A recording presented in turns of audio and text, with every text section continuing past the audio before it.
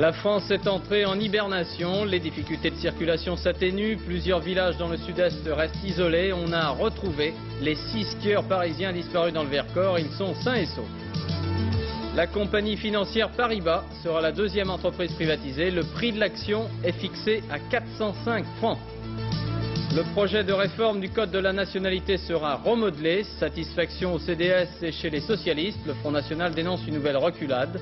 Le garde des Sceaux, ministre de la Justice, Albin Chalandon, invité de cette édition.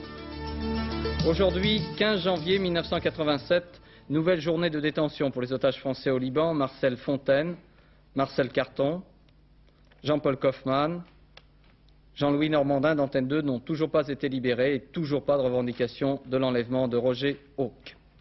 Bonsoir, le froid persiste et avec lui neige et verglas, mais on s'organise mieux. Sur les routes, nette amélioration, mais néanmoins le réseau secondaire est souvent impraticable. L'armée et la sécurité civile ont conjugué leurs efforts pour secourir les victimes du mauvais temps, mais plusieurs familles sont restées bloquées dans leurs automobiles du côté de Montpellier. Voyez le reportage de Pascal Deschamps et Aimé Mayol.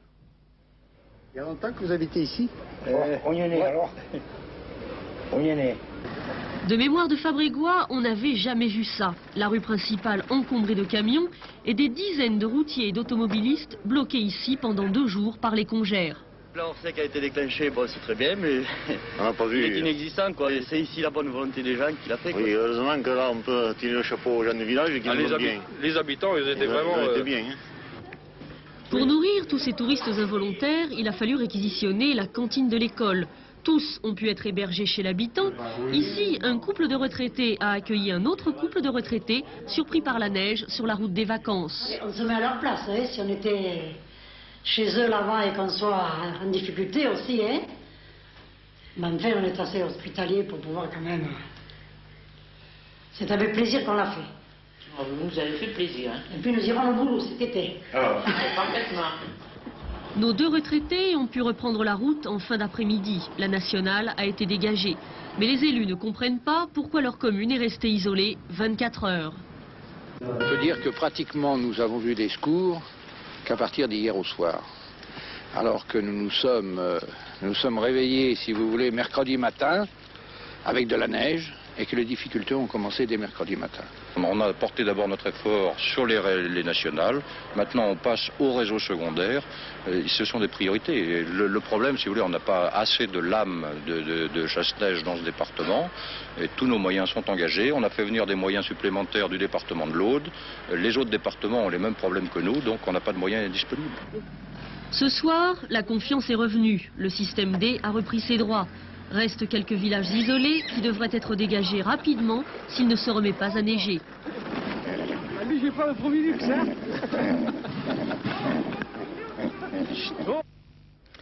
Depuis le début de la semaine, on était sans nouvelles de 6 skieurs parisiens disparus dans le massif du Vercors. La détérioration des conditions climatiques faisait craindre pour leur vie. Des chasseurs alpins ont participé aux recherches, prenant le relais des gendarmes et des pompiers. Et par moins 15 ou moins 20 degrés, eh bien, on a retrouvé vivants les 6 hommes. Commentaire Patrice Velay.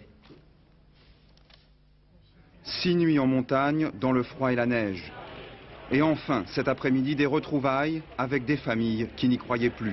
Si on nous avait dit qu'on aurait été obligé de supporter ça, on ne l'aurait jamais cru.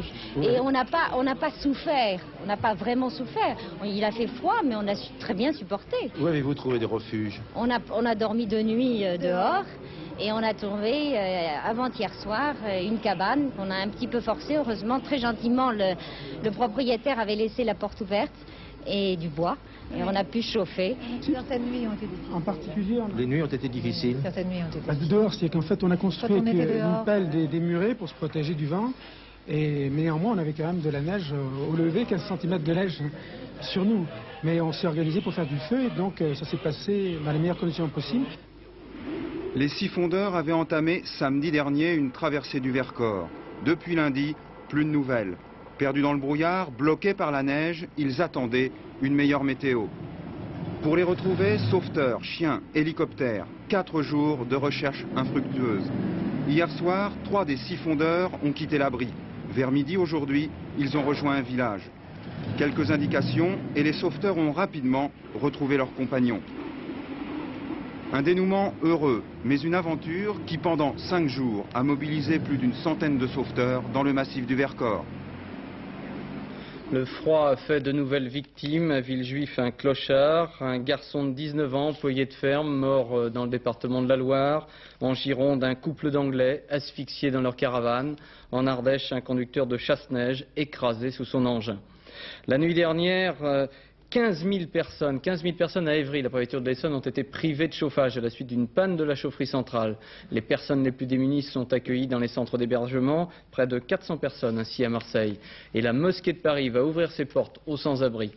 François Champet et Jacques Gérard étaient toute la nuit avec les déshérités, ceux qui trouvaient refuge contre le froid un peu partout dans Paris, sans aller, comme ils le voulaient, dans les centres d'accueil.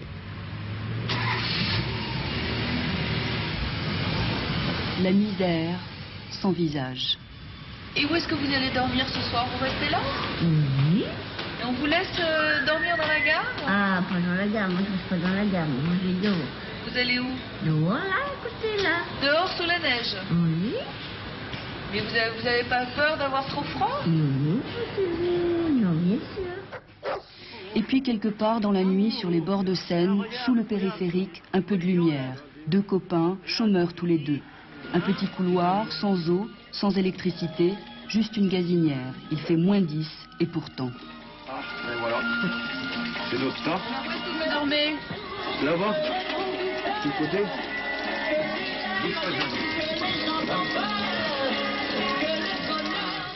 Voici la chambre.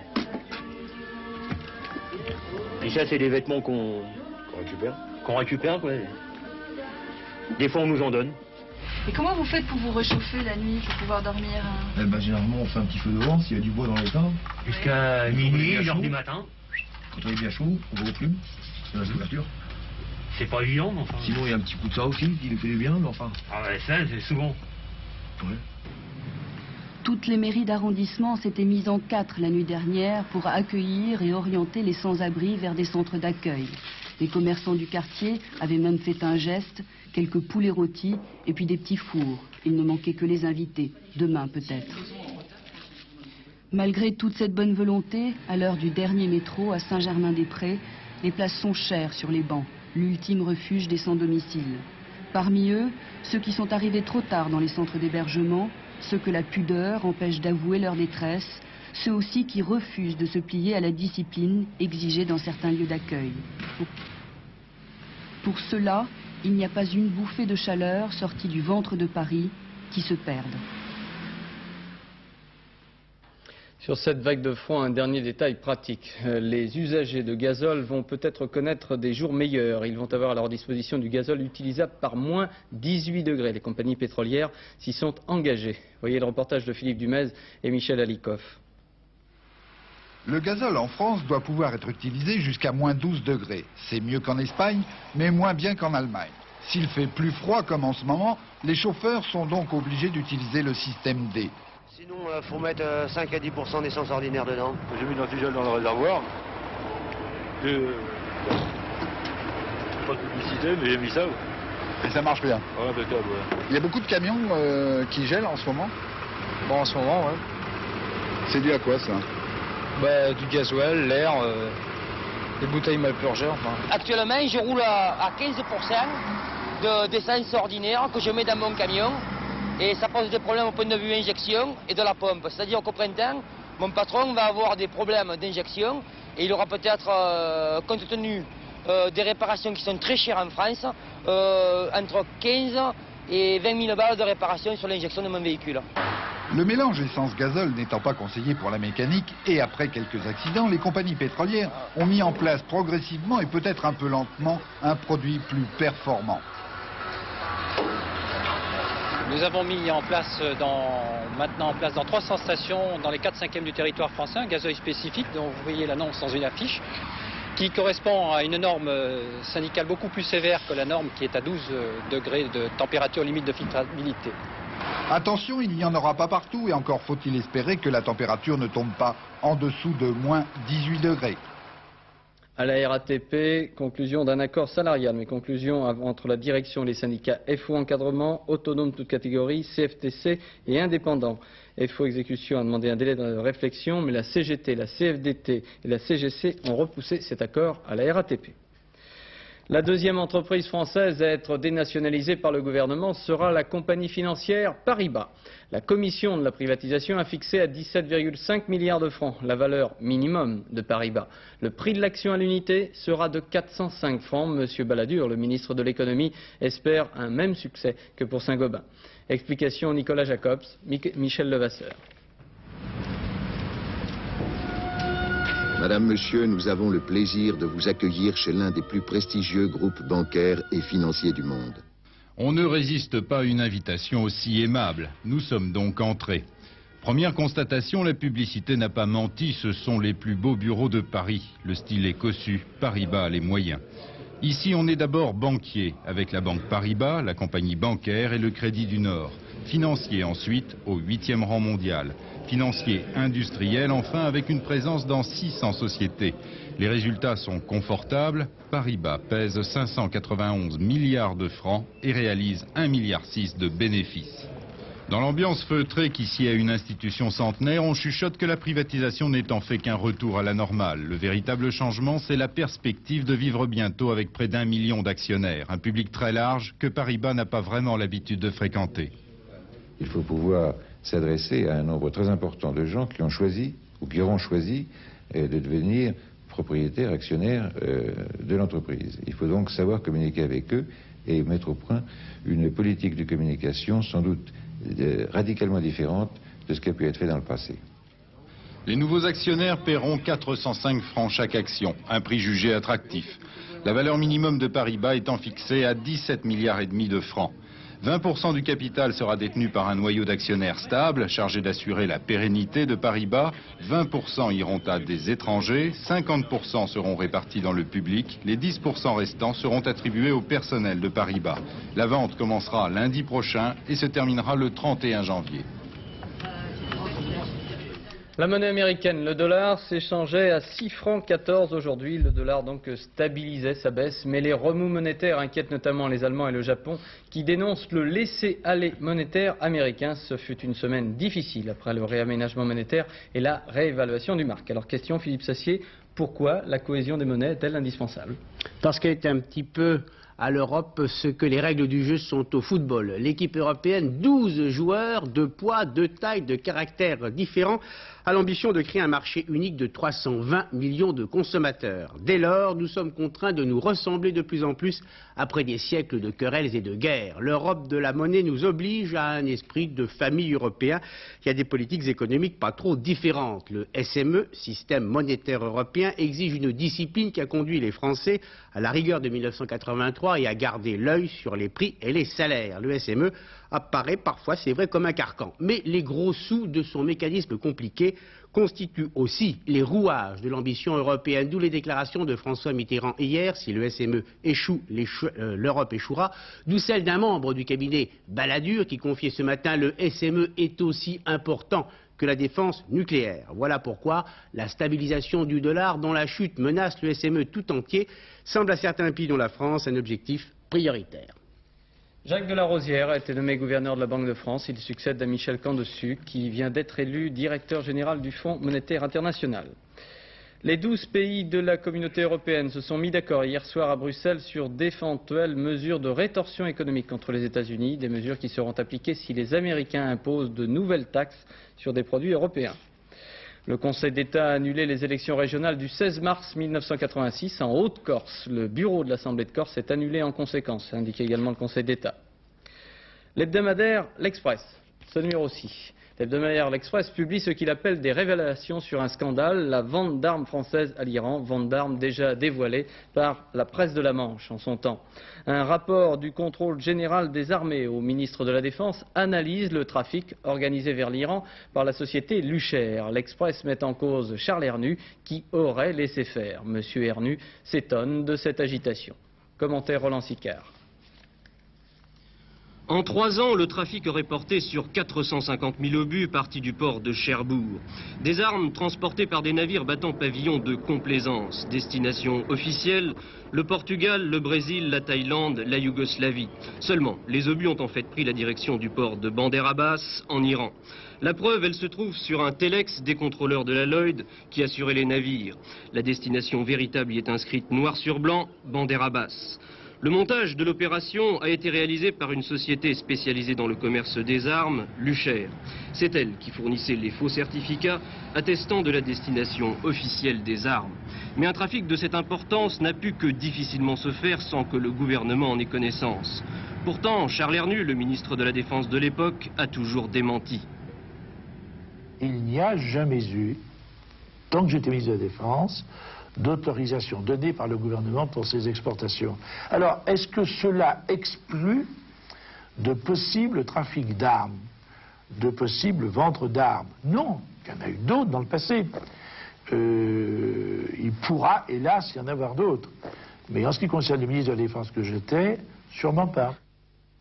Aujourd'hui, André Giraud, le ministre de la Défense, dispose d'un rapport du contrôle général des armées. Un rapport qui affirmerait que Charles Hernu a laissé faire. Le milliardaire Adnan Khashoggi, négociant international spécialisé dans les contrats de vente d'armes, connaît quelques ennuis avec la justice. 2 avions de Khashoggi ont été saisis, dont celui-ci, un des C-8, par la justice française au Bourget.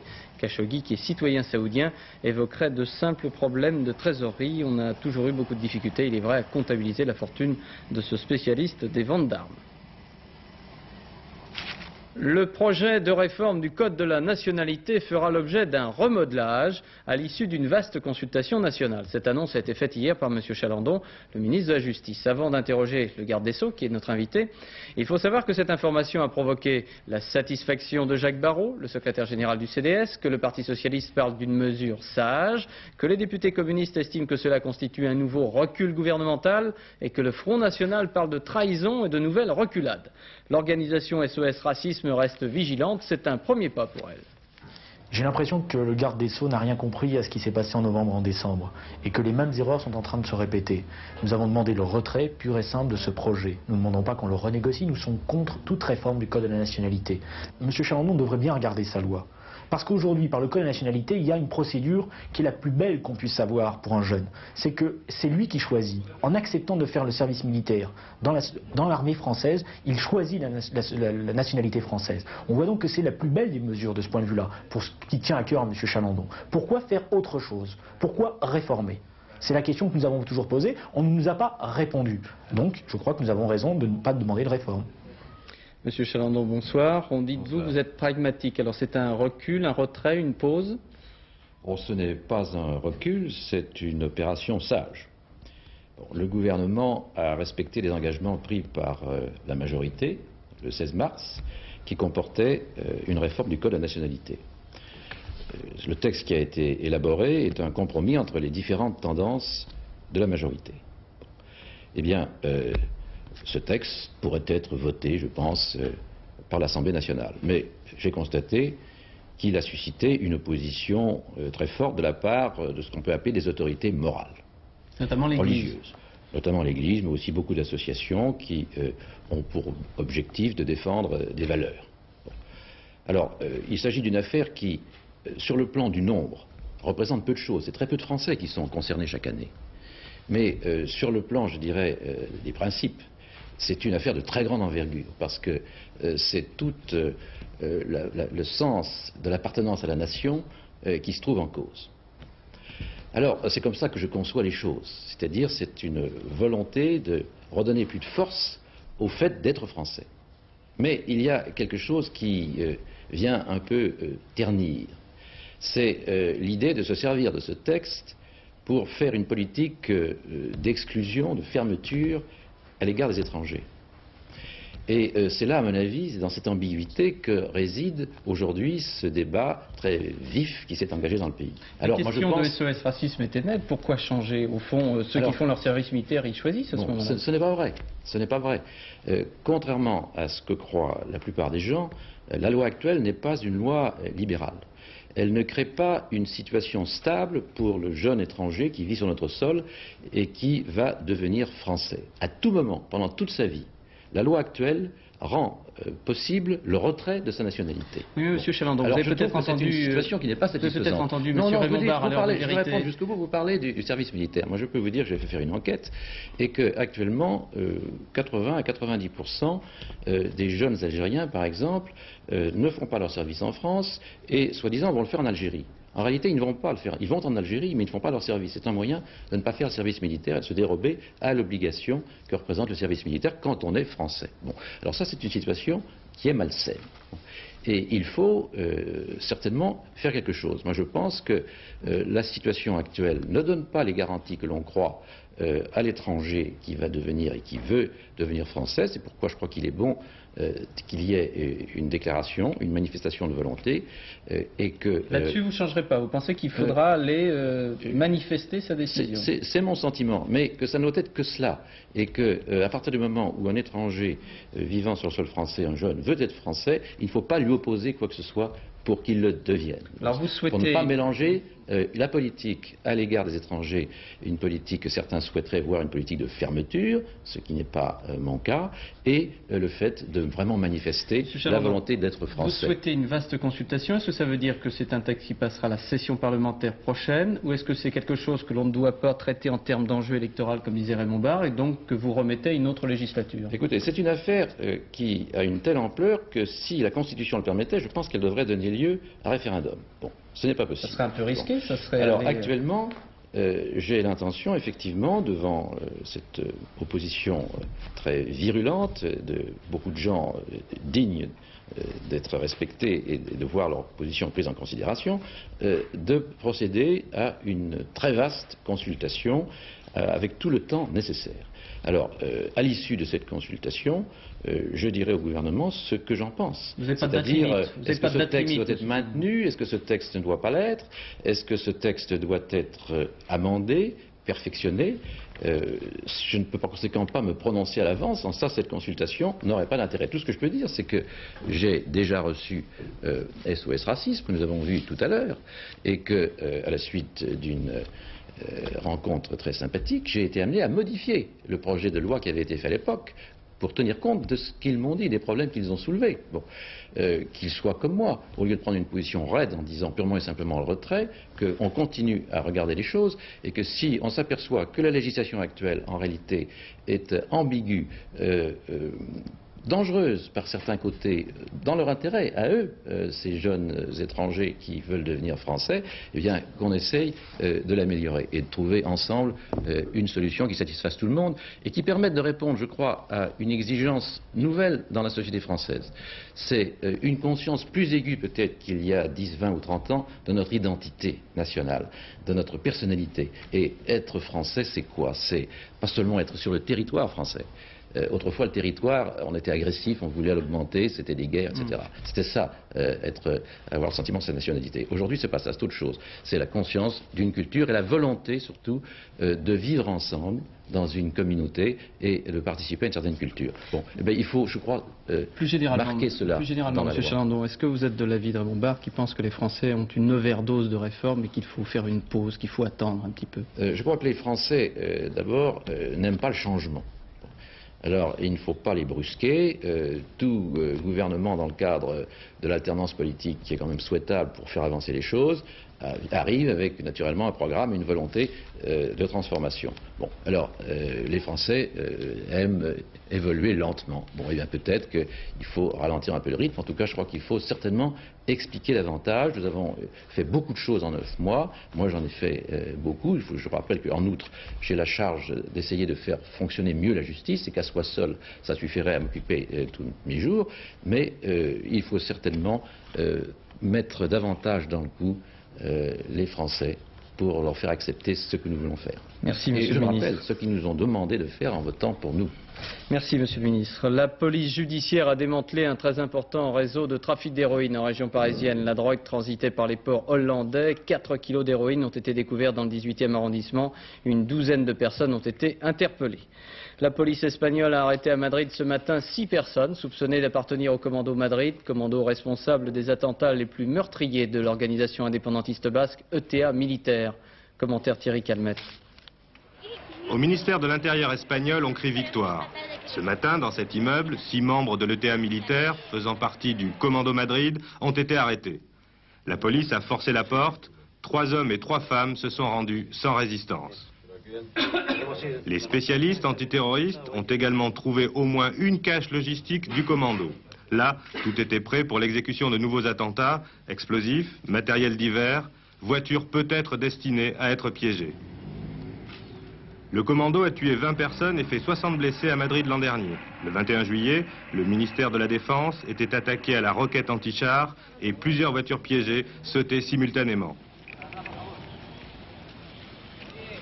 Une semaine auparavant, une autre voiture piégée, explosée au passage d'un car de garde civile, 12 militaires trouvaient la mort. Le commando Madrid défiait le gouvernement à chaque échéance politique importante. Adhésion de l'Espagne au marché commun, élections législatives par exemple. On sait que les 6 personnes arrêtées sont des membres récents de l'ETA militaire. Le gouvernement socialiste de Felipe González vient donc de marquer un point capital dans la lutte antiterroriste. Reprise des bombardements de l'aviation libyenne dans le nord du Tchad. Les localités de Fada et de Zouar ont été touchées. En Équateur, le président de la République, M. Cordero, a été enlevé ce matin. Il serait séquestré par des éléments de l'armée de l'air. En Chine, le secrétaire général du Parti communiste a démissionné de ses fonctions. M. Hu Yaobang est remplacé à titre intérimaire par le Premier ministre, M. Zhao Ziyang. Sa démission intervient après la série de manifestations d'étudiants. Commentaire Martine Laroche-Joubert. Crise politique ou simple péripétie dans la Chine de Deng Xiaoping, de ses 2 protégés, l'un est démissionné, l'autre prend la tête du PC chinois. Le partant, Hu Yaobang, 71 ans, numéro 1 du parti depuis 1981. Une réputation de libéral, de protecteur des intellectuels, l'ombre fidèle depuis un demi-siècle de Deng Xiaoping qui, semble-t-il, lui reprocherait son indécision et même davantage son indulgence face aux manifestations étudiantes du mois de décembre dernier.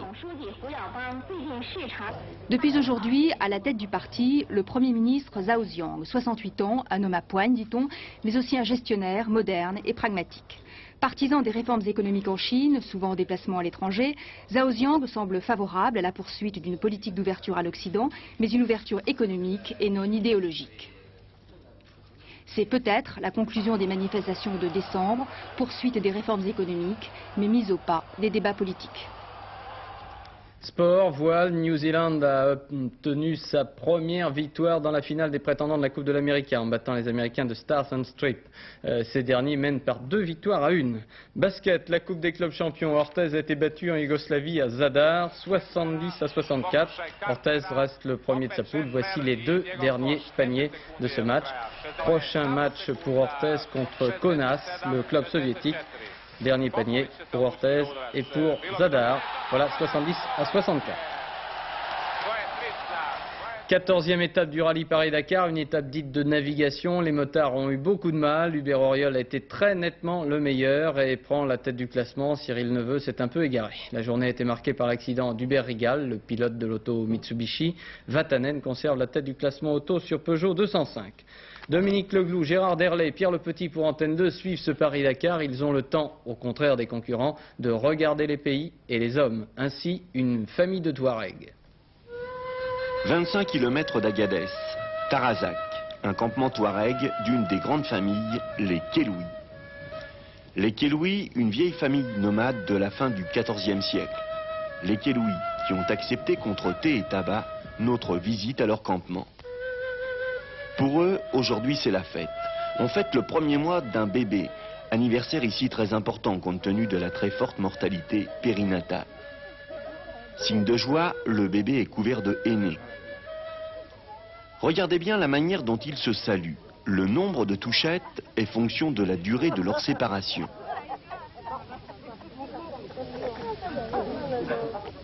Ils marquent ainsi le plaisir de se retrouver. Occasion aussi de partager les plats traditionnels. La boule, mélange de mil, de lait et de sucre. La galette appelée togola, cuite dans de petits fours en terre creusés à même le sol. Et puis, tout à coup, tout s'arrête. C'est l'heure de la prière.